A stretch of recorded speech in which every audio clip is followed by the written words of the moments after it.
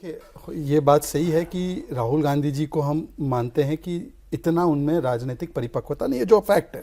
पर परिपक्वता नहीं कही, इन्होंने कहा कैलकुलेटिव माइंड नहीं। कैलकुलेटिव माइंड नहीं, मैनिपुलेटिव माइंड नहीं है। एक चीज क्या है ना कि राहुल गांधी एक चीज जानते हैं, एक ट्रिक जानते हैं। एक ट्रिक ये है कि लोग समझते हैं कि वो हर चीज में बुद्धू है, तो बुद्धू होने के नाते बहुत सारी चीजें कर देते हैं। जैसे आप तेजस्वी जी को उन्होंने चुनाव हराने में पूरी कोशिश की और कामयाब रहे। भाई आपको क्या लग रहा है, वो आरजेडी को जिताना चाह रहे थे?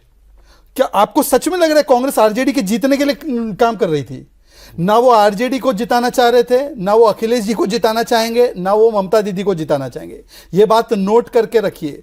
जब तक ये रीजनल पार्टीज है तब तक कांग्रेस का कोई उदय नहीं होने वाला। राहुल गांधी इतनी बात तो जानते ही है ना, उन्होंने क्लोज रूम में बहुत सारे लोगों को बोला उनके हवाले से बात। और इसीलिए तेजस्वी जी के साथ भी जो खेला हुआ है वो राहुल जी नहीं किया है, और राहुल जी ही एक खेला कर रहे हैं। उनको पता है कि उनकी बहन का प्रेफरेंस, मां का प्रेफरेंस ये है, उनका प्रेफरेंस ये है। अब दोनों के प्रेफरेंसेस के फाइट में अगर कुछ हो रहा है, हमारी सेवा पानी हो रही है, तो करते रहिए। फैमिली में कभी मान लीजिए कोई पॉलिटिकल डिफरेंस है, कौन प्रिवेल करता है?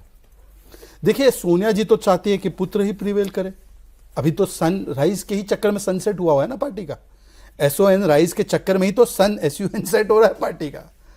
पुत्र मोह तो है माता जी को, इसमें कोई दो राय की बात नहीं है। जिस प्रकार से प्रियंका जी को कोई असाइनमेंट नहीं मिला है, प्रियंका जी को भेज दिया, वायनाड भेज दिया है, वहां पे देना था कुछ तो वायनाड दे दिया। पर ऐसा तो नहीं है कि प्रोमिनेंट कुछ मिला है उनको।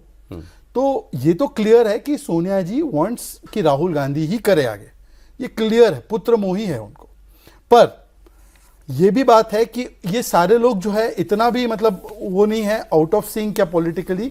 उनको पता है कि दोनों के लड़ाई झगड़े में हमारा बेनिफिट है, और इसीलिए मैं आपसे कह रहा हूं कुछ नहीं होगा कर्नाटका में। आप लिख के ले लो, ना कोई सरकार गिरने वाली है, कुछ नहीं होगा, स्टेटस को रहेगा, झगड़ा चलता रहेगा 5 साल और जनता त्रस्त हो जाएगी। हम पूरी तरह से सहमत हैं इस बात से कि अभी कुछ नहीं होगा। जैसे छत्तीसगढ़ में कुछ नहीं हुआ, यहाँ शक्ति प्रदर्शन हुआ, शेखर जी देख रहे थे, हम लोग भी देख रहे थे कि बस भर के लोग गए। उनके विधायक आए, TS सिंहदेव के विधायक आए, भूपेश बघेल के विधायक आए, विधायकों की यहाँ गिनती हुई, वहाँ गिनती हुई, कुछ नहीं हुआ। बघेल बने रहे और पार्टी खत्म हो गई अगले चुनाव में।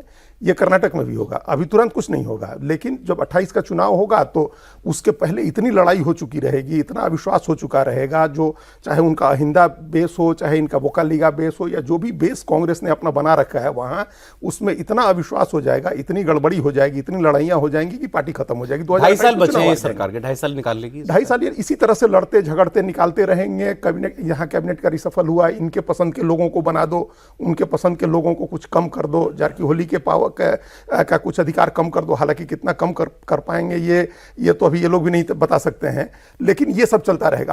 हम जो बात कह रहे हैं वो ये है कि आपने उस दिन सरेंडर किया, ये सरेंडर क्या 28 तक ये रहेंगे? 28 तक DK शिव कुमार प्रदेश अध्यक्ष भी रहेंगे और डिप्टी CM भी रहेंगे। ये जो कह रहे हैं सजा जी कि वो पैसे भी यहाँ जुटा करके देते रहेंगे और उसके लिए बदले में आप डिप्टी CM अध्यक्ष भी बनाए रखेंगे उनको, और इनको CM बना करके और तब लड़ने जाएंगे चुनाव में। ये जो वोकालीगा वोट आया इस बार इस चुनाव में कांग्रेस पार्टी की तरफ, वो इसलिए आया कि DK शिव कुमार को CM बनाएंगे। अगर आप नहीं बना रहे हैं तो जो कुछ भी आया है, कहा जैसा शेखर जी ने मंड्या का या मैसूरू के इलाके का वोट तो चला जाएगा JDS को, जो हिस्टोरिकली लो पर JDS है, 19 सीट पर आ गई। JDS का एक बेस है 35, 37, 40 सीट का, वो तो वहां तक चली जाएगी अपने आप। वोकालीगा लौट गया उधर। OBC में भी कुरुबा इनके साथ है, जो जिस जाति से ये आते हैं, सिद्धारमैया, ओवरऑल 7-7.5% वोट है। लेकिन उसके अलावा तो कौन सा वोट आप रोकेंगे? सबके पीछे ये भी बताया जाए, 10 सेकंड से एक चीज ऐड कर सकता हूं। अगले 2.5 साल ये होगा कि सरकार, देखो ऑलरेडी सरकार नॉन फंक्शनिंग है, एडमिनिस्ट्रेटिव डिसीजंस कोई ले नहीं रहा। दूसरी बात, जो क्राइसिस है बेंगलुरु में, कर्नाटका में, फार्मर्स की, पॉटहोल्स की, ट्रैफिक की, इंफ्रास्ट्रक्चर की, वो चलती रहेगी। पर एक चीज और शुरू हो चुकी है, आज नोट करना कि एक की प्रोजेक्ट है बेंगलुरु टनल प्रोजेक्ट, जो शिव कुमार बड़ा मार्केट करते हैं अपने आप के लिए, और वो वैसे फीजिबल प्रोजेक्ट नहीं है, मतलब उसमें कई सारे पेज फंसे हुए हैं।